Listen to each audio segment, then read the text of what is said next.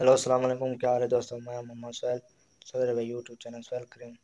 क्या हाल है दोस्तों? सारे ठीक हो? सेट तक करो, उम्मीद करें सारे ठीक हो। सो तो कई बार दोस्तों मेरे यूट्यूब उत्ते वीडियो नहीं आया तो ही वजह को मेरा ऑपरेशन है गले ना। मकसद जेरे शायद मकसद पकौड़ा समोसा चावल खावाना यहाँ से बीमार कर छुड़े वजूद दर्द देना उनका ऑपरेशन करवाया भी कई बार वीडियो नहीं आया मेरे यूट्यूब उत्ते ही वास्ते मैं कई दोस्तों को टाइम दूँ जरा तो उन्हें कि वीडियो लाजमी बड़ा छोड़ूँ। व्यूवर सारी वीडियो तो चंगी लगे को लाइक और कमेंट लाजमी करने ते तुसा मेरी वो वीडियो देख सकते हो जब मैं ऑपरेशन करवाई था।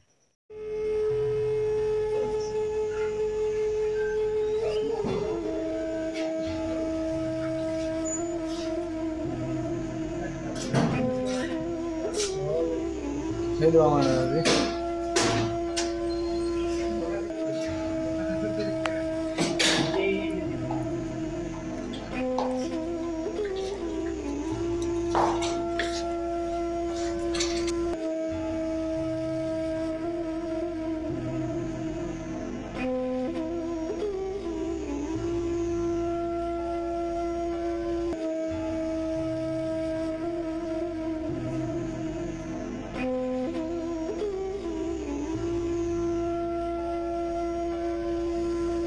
देख लीजिए तुसा दोस्तों वीडियो ये है ऑपरेशन दी जड़ी वार है कम से कम को ऑपरेशन होते एक महीना डेट ठीक है।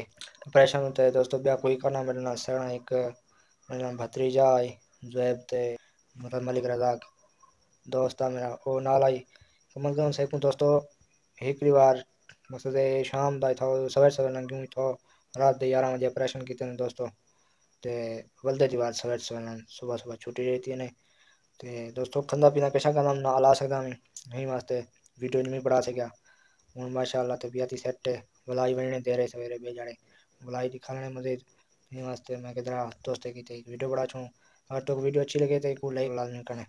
खुदा हाफिज़।